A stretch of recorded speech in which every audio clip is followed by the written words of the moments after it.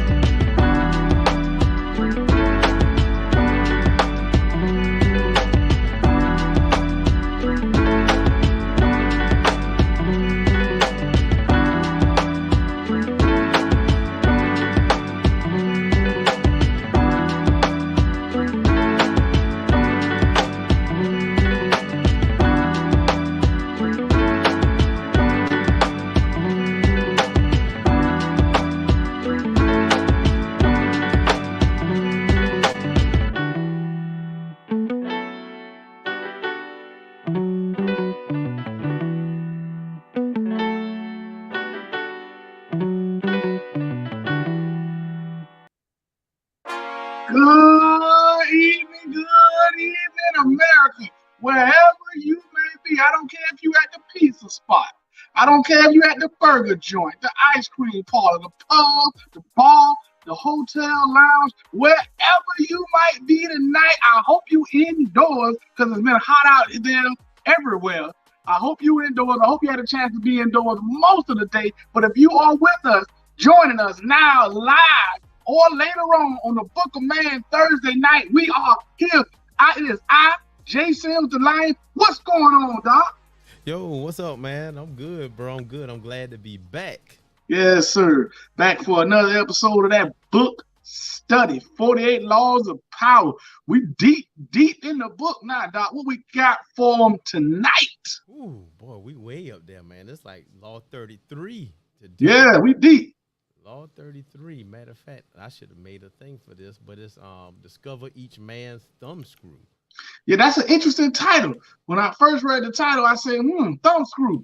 You know, that was interesting. I had to listen to it. I mean, I picked it up pretty quick, but he do his work with the titles, Doc. He keep it interesting. Man, yeah, and I think he do it on purpose. Oh yeah. I think I saw today it was a lady, talking about the book. Yeah. Well, actually, she mentioned the book as she was talking about men doing this or that. She said, "Stop reading 48 Laws of Power," and I'm like, "You don't understand." Yeah. You don't understand. You know, they take that first part and they take it as, oh, yeah, it's just ways to manipulate people and get over, but it ain't. It's not even close. First off, for a woman to tell a man that is hilarious because, in my opinion, they're the best at it. Oh, they're the best at because they have to. You know, we are overpowered. We can overpower individuals, but women have to, outsmart and be more clever. And they don't want us to use the 40 Laws of Power because we might pick up on what they do. Because that's what I get out of this whole thing, man. It's just a way to see how folks take advantage of each other. Right. And ways to protect yourself. I mean, it's little things that I discovered over the years that actually I put into words myself. And to see them here, it just further reinforces what the truth actually is. Yeah. Oh, for sure. There's a lot of things in this book that, are sayings that we've heard throughout our life.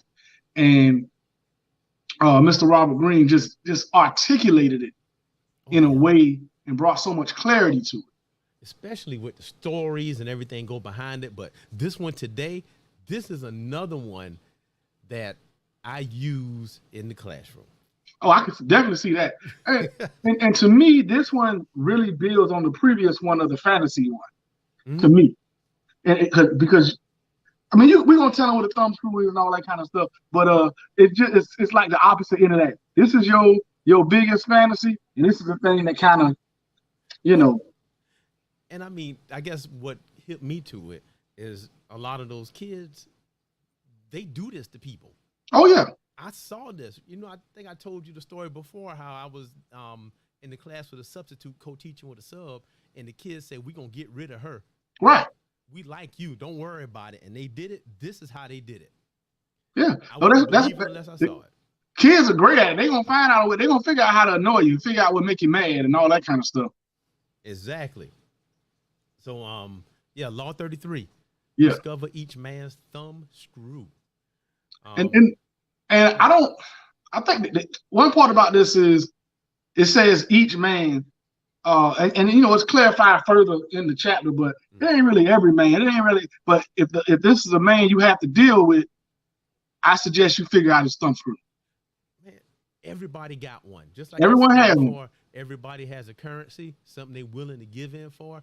Well, every person got a thumb screw, something, a weakness. Everybody got a weakness. The whole world know yours, Doc.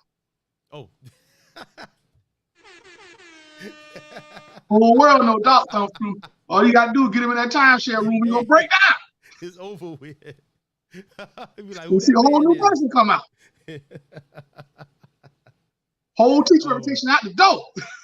Oh my goodness. I know he ain't a pastor.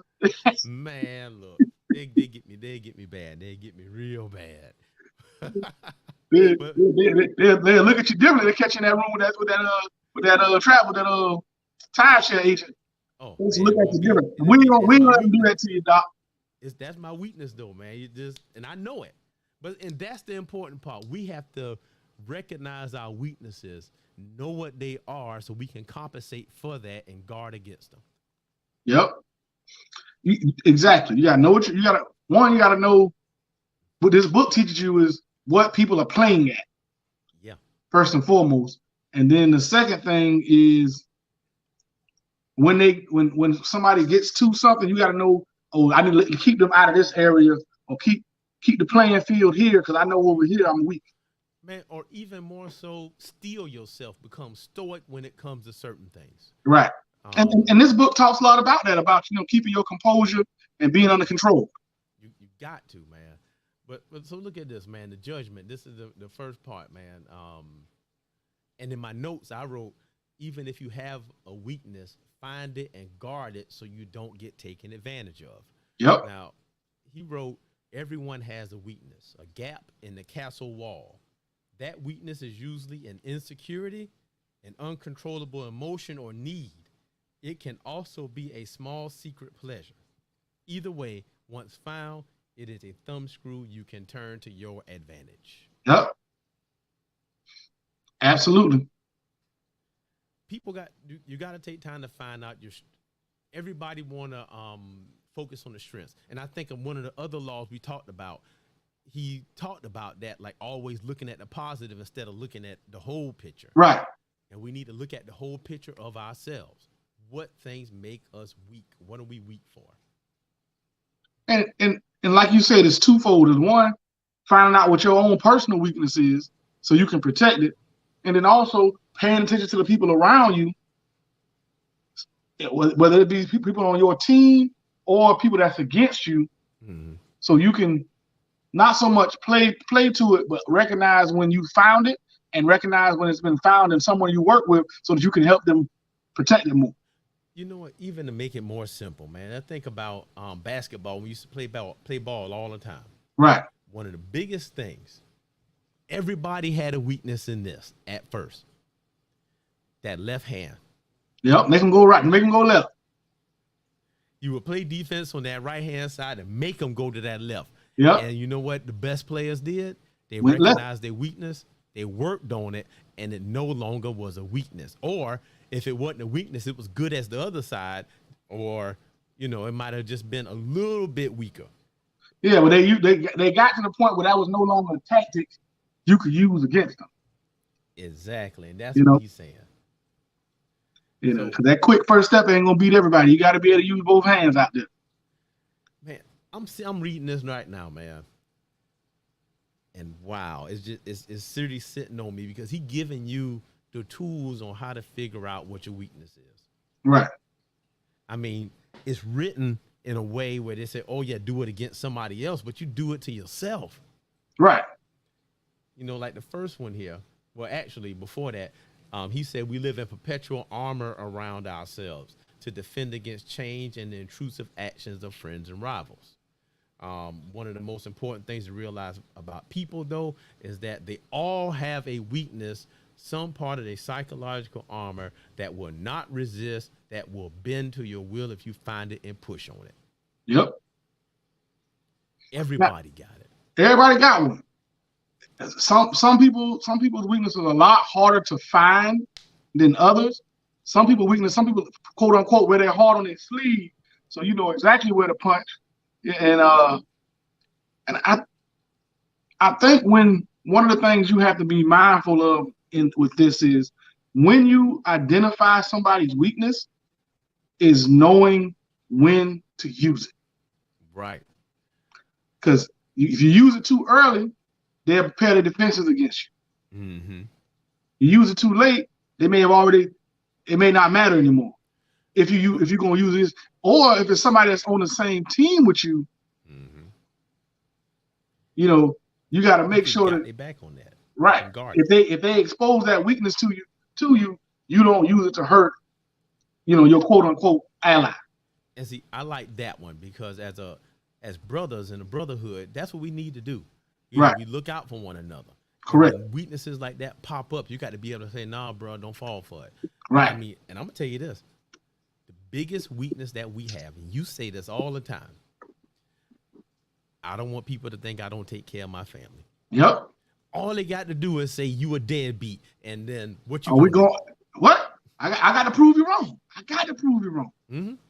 I done lost 30 minutes of my life for nothing when I know I do a good job. Yeah. Uh-huh. But it's definitely a trigger for me. I mean, so like as we dive into this, man, I mean, honestly, this is blowing me away because I took the time to do this to myself years ago to figure out what was going on. I can't remember the book I read, but it mentioned doing something like this, and I kind of took it and ran with it. But man, this is big. Y'all got to do this stuff. It's going to be hard to accept. Yeah. It's going to be really hard to accept your weaknesses and try to find them. But you got to grit it, man, and go with it, and you got to find this stuff out. You have to. You have to. Because not for a lot of us, that weakness is what's preventing us from making the next step forward. Yeah. You know, you could be, you know, I know a lot of people's weakness currently is social media.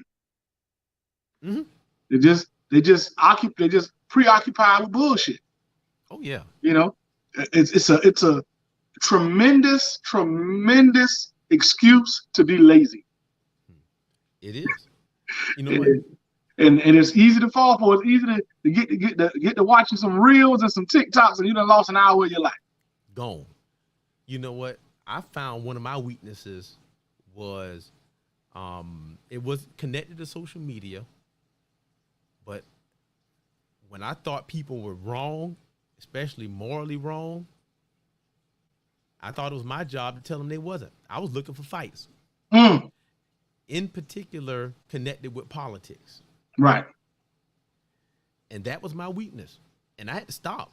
I made myself stop. I think, for me, I don't know if it was ever I was looking for a fight, but if I say something on the post, mm-hmm. and you decide you want to say something back, you know, I'm gonna go at it. But you're right. I had to get to a point where I don't care if I prove you wrong. I don't care. Yep. I don't have to change my mind. If you're wrong, just go ahead and be wrong. You know, I think we as a society have gotten into this the what's the phrase? Oh, this is my truth. It is nothing but one truth. I can't stand it. I hate that phrase, man. It's one truth. It ain't no my truth and your truth, but I do understand you have to allow people to have it sometimes. Mm-hmm. Because it's not what's the argument worth to you? Exactly. You know what? This is the thing that I learned with that. It's not my job to save them. Nope. It's my job to tell you about it. And I got that from and even in the ministry, you know, when you read the Bible and talk about Jesus, he never forced nobody to accept him or none of that stuff. He Right. just told you about it. And if you didn't want to do it, he said, knock the dust off your feet and move on. Move on. So, and that's why it's not up to me to do that. That's why I don't argue with people about that stuff. No, because if you got 2 + 2 is 3 up there, and I tell you, hey, you know what, 2 + 2 is 4. You be like, no, it's 3. Way I see it is 3. You know what? All right. You can have it, bro. You can have it. You can have it. If you say so. But you know, go back to that. What is it called? The sign language. Need to be right. Need to be right. And people have it. Men and women both do it. Mm-hmm. I ain't got to be right all the time. Nope. Yeah, I know what I'm talking about. I have learned to agree to disagree. And then also I learned you can't rationalize with irrational people. Ooh, that's true. You can't. That's true. Because their whole being is to be irrational. But yep. And like you said, some people just looking for confrontation. Some people are just confrontational, and they're looking for confrontation. They can't wait to on purpose. Yeah. They say it on purpose, but you know, I just like you do you. But look at this, man. So these are the principles he said to plan your assault, and these are the things that amazingly I did to find my own weaknesses. Okay. This one is pay attention to gestures and unconscious signals. This is big. Yeah. Body language. This is big. Knowing yourself is big. And this is the thing that is little things that you got to pay attention to. Like when you get angry, do you take that deep breath and hold it? Do you clench your fist? You know, it's little things that we do. That's telltale signs about what's going on. And yep, it's the you're right. It's the little things like when you're speaking to someone, the inflections in your voice. Like they say something. I know one of the things I had to work on was when a person says something. Sometimes I had a knee-jerk reaction to go, you know, I caught myself doing that because when a person says something I felt might have not been correct or maybe a little off, and before they even get a chance to finish their phrase, I'm already, I had to work on that. But let me take it a little further. I mean, a lot of people say that they can't hide their facial expression. But for me, paying attention to myself in regard to fear. Okay. In regard to fear, there are certain things that my body does that I know, oh, I'm getting afraid. Okay. And this is what leads you to know about the fear of failure and the fear of success. All right. That is it. And this is how you do it. I mean, Robert Greene didn't tell you. He said to know what to look for and where to look. He talked about Talleyrand and all of that. But what you have to do is replay and relive an experience and go through second by second what your body did. How did you feel? Then you will discover your triggers. Okay. You will discover like, oh, okay, I breathe a little faster. My heart beat a little faster. I might stutter a little bit. I might look around a lot. It's little tiny things. Right. And that takes a lot of self-evaluation. Mm-hmm. And paying attention to yourself. And that's probably just, I've never done it like that, but that is definitely a lesson I'm going to take with me. Look, take any failure that you had, anything that drastically affected you, and do that. Because those are things that you will never forget. You'll never forget the time that you lost something big. Right. Like somebody did you wrong. And you can go back and explore that to figure out what your triggers were. Okay. I'm telling you, man. I did it. When I had when I wrote that whole don't look down thing. Yeah. With the swimming, it was there. I'm telling you. So the next one, go ahead. No, just, and overcoming those things and being able to control them can just have tremendous value for you as a man, as a person, as you move through life. because again, that gives you the ability to be a little bit more stoic and control at least outwardly control the emotions you show the world. But look at this though. It's our job. We have to be providers, protectors, all of that stuff. You can't do all that stuff if you're scared. Nope. Now, there are some instances that you need to go into. You will be scared on the inside, but you have to control that so you can get the job done for your family. Right. And knowing yourself gives you the advantage of a head start of reining in yourself and gaining control. Mm-hmm. Man, that's my favorite thing, man. I'm telling you, I spent a lot of time working on myself with that, and I can pick it out. I know it. And and what it is you know when your body do it because you recognize that your body doing it. Right. Then you can act on it because the body gonna do what it do. It's a subconscious routine. And I can relate to that. I think when I was younger, I remember, those feelings of fear and things like that, and then just deciding I didn't want to feel those anymore, and really went about the fear, embarrassment, any of that kind of stuff. I just decided, I don't want to feel those anymore, and I worked very hard to, in those moments, limit my reaction to those things and work very hard to control the way I approached those events. Exactly. So the next one say, find a helpless child. Most weaknesses begin in childhood before the self builds up compensatory defenses. Oh, I agree with that wholeheartedly. Wholeheartedly. Yeah. No lie, man. I had to go back. I had to go back in my own childhood. Yeah. And I think that's stuff out. It's probably that way for most people, man. Most people probably, like they said, a lot of their fear and their what's the word I'm looking for? Insecurities begin, because I think more than fear is a person's insecurities have, because you can almost identify kind of quick what you are afraid of.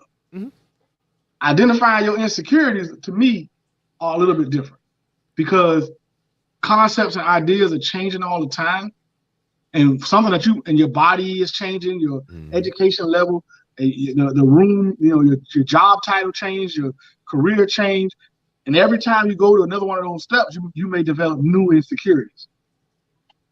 Yeah, you do. And again, I guess that's back to one of my favorite stuff. It's the fear of failure and the fear of success. Fear of success is the one nobody pays attention to. Insecurities got a lot to do with that. Yep, and that imposter syndrome. And imposter syndrome, your insecurities are a big part of that imposter syndrome. You in the room, but don't feel like you're supposed to be in the room. No matter, you already there. You gotta get over that. Exactly, and that's the big one. Now, you said most men would deny that they have some insecurities. I could, you know what? Okay. Most men would deny to the world they have insecurities. Most men are very aware of their insecurities to themselves. I don't think people even explore themselves that deep. I don't think most people do. They don't even explore themselves. They float through life. Right. And when things happen, they just happen. That's where emotional men and stuff come from. They just do it. Right. I can kind of, okay. I can kind of feel you when you put it that way. I can kind of even know. But I think people who do, men, especially men, since this person brought it up, when men have insecurities, we do a great job of hiding them. Most men are aware of the insecurities, but they just do a great job of trying to hide them from the rest of the world, which is part of this law. You don't want to let everybody else know your insecurities, so why, you want to keep them to yourself, because they can be used against you, and that's the biggest reason why men do it. So let me used against them. Let me make you laugh.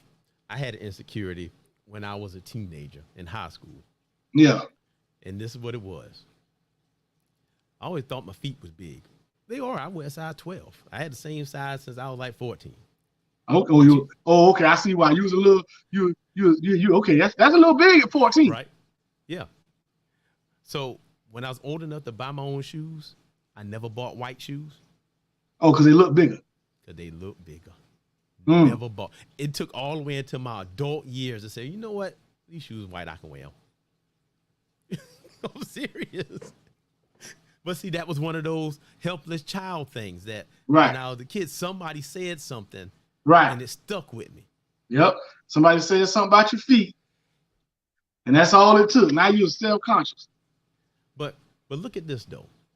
Now he said in the book, he said one sign of this weakness is that when you touch on it, the person will often act like a child. Be on the lookout then for any behavior that should have been outgrown. Okay. Tantrums. Mm-hmm. People throw tantrums. Yes, they do. Now, people will see this and say, "Oh, yes, childish," because they still play video games or watch anime or this or that. That ain't even it. No, that ain't it. That ain't it. No, we talking about when somebody done said something or did something to kind of hit you the wrong way. People go to cutting up, mm-hmm. and there are good things you can do to people and get a childlike reaction from them as well. I want to steer it that way too, so go ahead with it, bro. Well, if you say the right thing or get a person the right compliment, you can tell a lot of times when a person doesn't know how to take a compliment by their reaction. They put their head down or they can't look at you, and all you did was give them a compliment, and they go to like a childlike state. It happens often. I see it a lot. I'm like, oh, okay.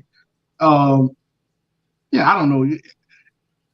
I'm not sure that's necessarily a bad thing, but that's also in a situation where I was never trying to exert power over a person. No. In a situation where I'm trying to strengthen myself, it may be something I would use. Man, I'm about to get a little bit deep right here, but never seen a man proud. You know what?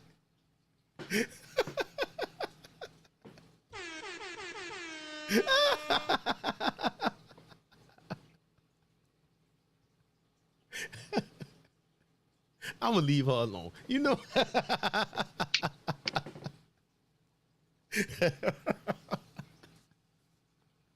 All right. This is what I was gonna say. You can. No, let me read this first. So you said, if your victim's arrivals went without something important, such as parental support when they were children, supply it, or its facsimile. If they reveal a secret taste or hidden indulgence, indulge it. In either case, they'll be unable to resist you. Okay. Instead of waiting for other people to do that for yourself. Now, let me tell you how.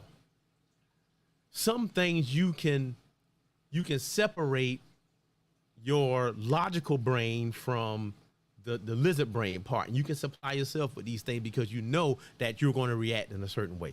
Right. You can do that. But even more so on a more elementary level, let's say they talked about parental support, right? Mm-hmm. Find a mentor. Yeah. Fill your own gaps. Fill your own gaps. That makes perfect sense. That's why it's important to know what they are and identify them. Because if you feel them, you don't have to worry about somebody taking advantage of you by filling them for you. Mm-hmm. You're right. That's dog. You dove into this one, dog. Man, I'm telling you, I did. It took me years. That book I'm writing is about this. Okay. You dove into this one, boy. You got some information. You dropping some jewels out here right now. Yeah. You need some of your own bombs out here, man.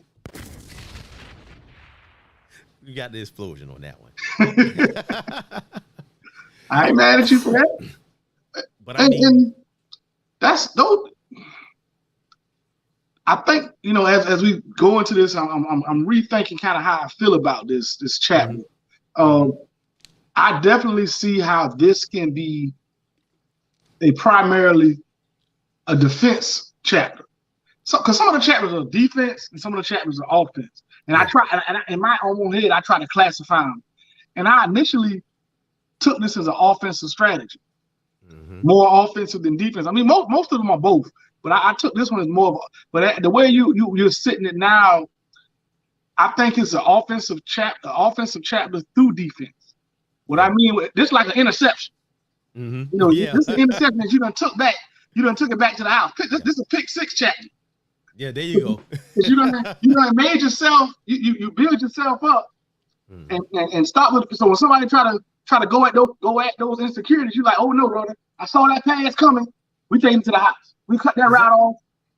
Take it to the house. Exactly. You build yourself up before it even happened. Yeah. You know what I'm saying? You create that defense. You find those gaps in the castle wall before the war starts. Yep. And that's the big thing. So that's it. I respect that. So the next one, look for contrast. An overt trait often conceals its opposite. Now, further on, oh goodness, you say I gotta read all this. People who thump their chest are often in big crowds. A prudish exterior may hide a lascivious soul. Uptight or screaming for adventure, the shy are dying for attention. By probing beyond appearances, you will often find people weaknesses in the opposite of the qualities they reveal to you. Bam. Do that to yourself. Do that to yourself. That's what you got to do. Recognize that. And yeah, I definitely see you.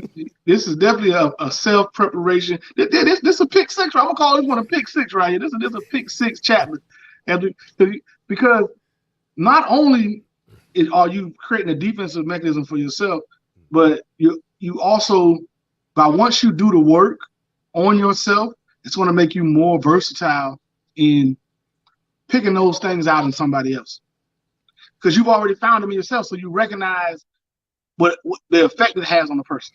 Mm-hmm.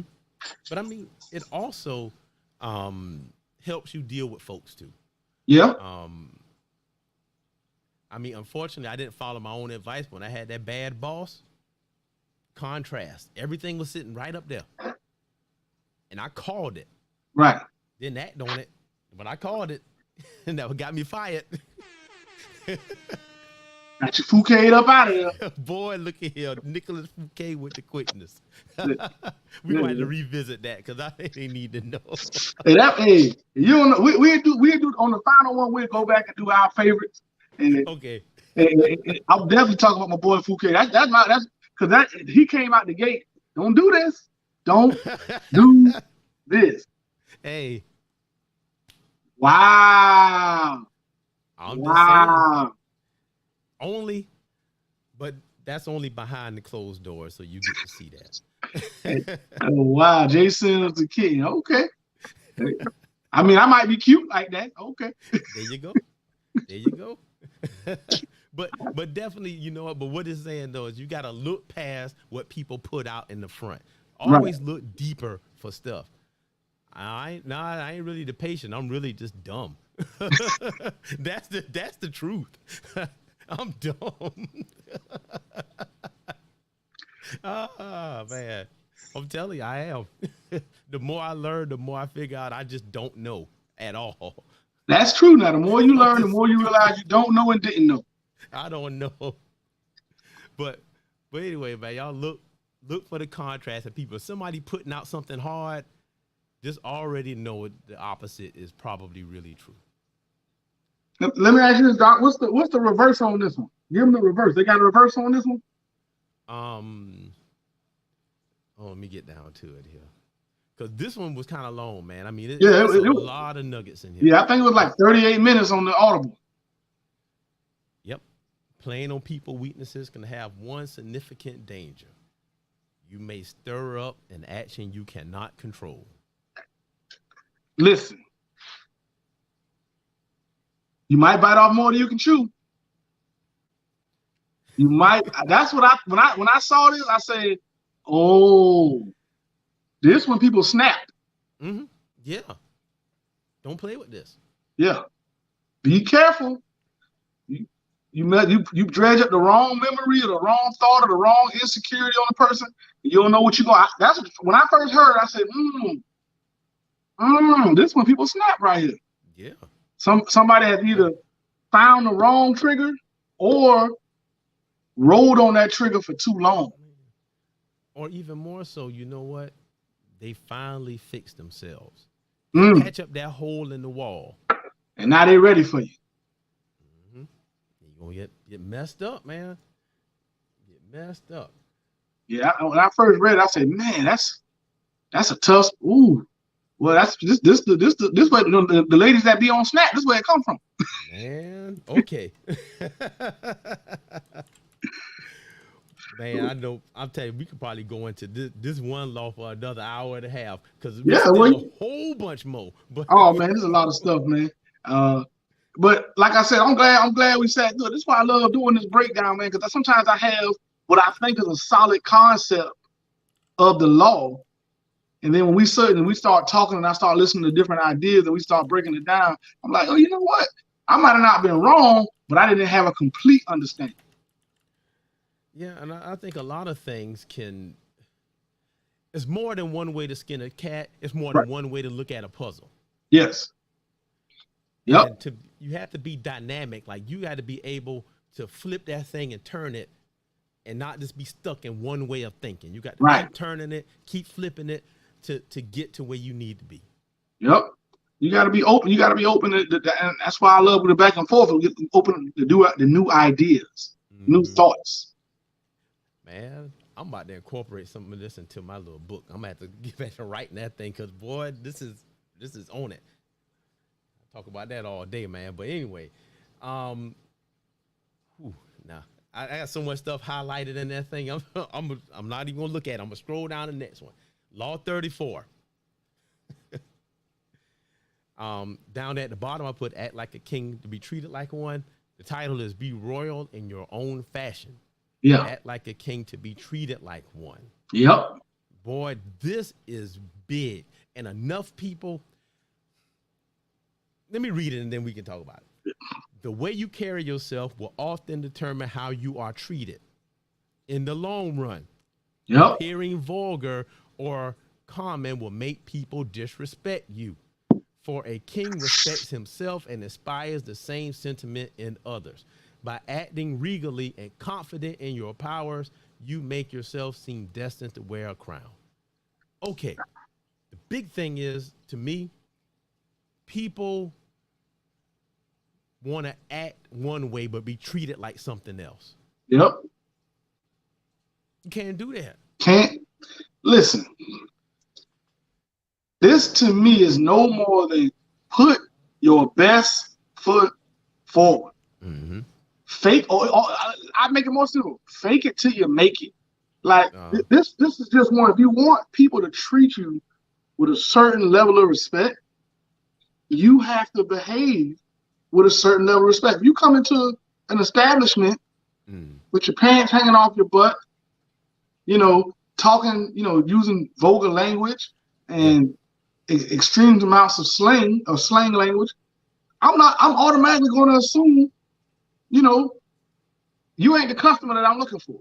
That's right. Unless I'm selling something from the trap, unless I'm selling some trap paraphernalia, you ain't my customer. You ain't, because you really have to carry yourself in our world professional. Oh, definitely. I mean, right. Not understanding the law of attraction. The energy you give is the energy you receive. Yep. You got that right.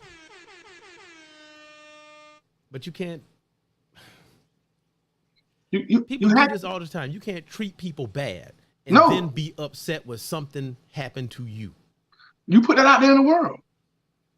You put it out. To me, this is one of the simplest, but this is the one chapter that any and everyone can apply to improve their life immediately. Not tomorrow, not in a little while. You can do this right now in the moment.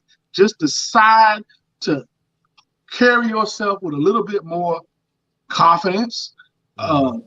Leave the house. When you leave the house, put on a dang on clean shirt.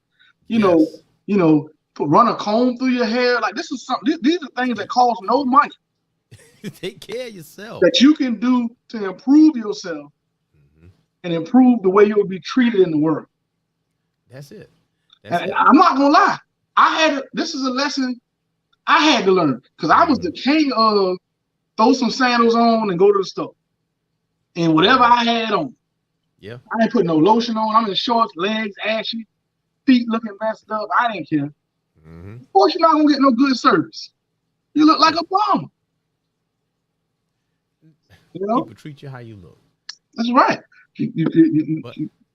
But here's the thing though, and I think for all things, the the most drastic examples people understand. They understand those. But the things that kill us, the things that do us in, hey, Moan, yo, I got to go, bro. I got something going on with this dog. oh, go for it, man. I got it. All right. All right now. Okay, let's go ahead and try to wrap this thing up.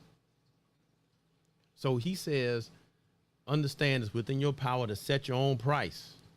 How you carry yourself reflects what you think of yourself. Improve your self-thinking to improve how people treat you. And then it said, it's only how you have chosen to present yourself to other people. So it's not the behavior, but it's how you present yourself. Now, I got a couple of things circled here at the bottom, called a strategy of the crown. He dedicates a few paragraphs to a strategy of the crown. And pretty much it's a cause and effect thing. If you believe you are destined for great things, our belief will radiate outwards, just like the crown radiates an aura around a king. The outward radiance will infect the people around us who will think we must have reasons to feel more confident. Okay. Believe in yourself. Believe in yourself. You behave the way that you think.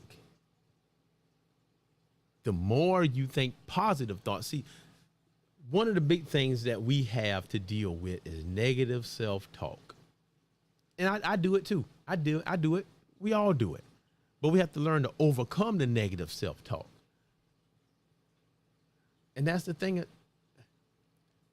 Treat yourself like you would treat somebody else. Treat yourself how you want somebody to treat your wife, how you want somebody to treat your kids. Treat yourself with respect. We're good at giving it, but we don't treat ourselves with respect. Now, here it says, the crown may separate you from other people, but it's up to you to make that separation real. You have to act differently, demonstrating your distance from those around you. One way to emphasize your difference is to always act with dignity, no matter the circumstance. Maintain your attitude, maintain your morals, do not compromise them. If you behave that way, people will treat you that way. Now it says, regal bearing should not be confused with arrogance. Arrogance may seem the king's entitlement, but in fact, it belays insecurity. It's the opposite of a royal demeanor. So it's not, you're not saying that you are treating people like they're less than you. You are not being arrogant and saying that you're better than everybody else. But what you are doing is carrying yourself in a way and letting your actions do that, letting your actions improve other people. That's what we do. Take the time to look, people are always watching you. Children are always watching you. Behave in such a way where this is like eyes on you all the time. And enough times of behaving in a certain way that will cause your attitude to change in that way. That's how you garner respect. Now, I mean, and what he said here is a psychological trick. So yeah, that's really about it. I mean, right here. Okay. It's up to you to set your own price. Ask for less, and that's what you get. Ask for more, and then people recognize that you are worth a king's ransom. So let me skip on down here. Oh, look at this. Everyone should be royal after his own fashion. Let all your actions, even though they are not those of a king, be in their own sphere, worthy of one. Be sublime in your deeds, lawful in your thoughts, and all you're doing show that you deserve to be a king, even though you are not one in reality. Behave better. You know, the biggest thing to do, if you don't know where to start and how to do this, is you have to find someone that you respect and admire. I mean, in my book, I talk about this. Find 3 people that you respect and admire. Then what you should do after that is write down the things that you respect and admire about them. And then once you've written those things down, I mean, 3 things. Just make it simple. Just do 3 things. And as you go on, you can do more. But it could be anybody. It could be your dad. It can be Martin Luther King Jr. It can be 50 Cent. I don't care who it is. But you write down the things that you admire. And then you start doing those things. And that's how you become regal. So you see the king and you emulate the king. You become more like the king. Now here's a reversal. Never make the mistake of thinking that you elevate yourself by humiliating people. We're not putting everybody else down. We're lifting people up. And that's how we do it.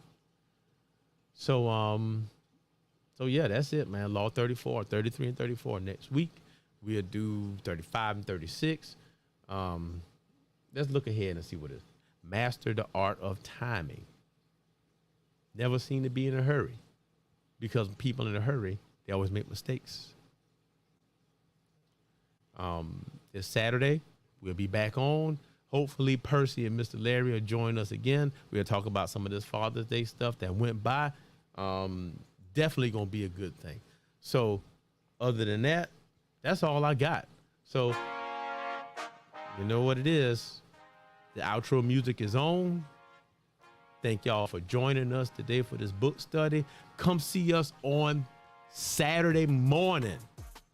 Mr. Larry, Percy, if they can come, they'll be there. And me and Jay Sims the Lion. We're going to be back in here chopping it up again, doing some more new stuff. Make sure to join us next week for our next 2 chapters of the book study. You want to be a part of this. You don't want to miss this.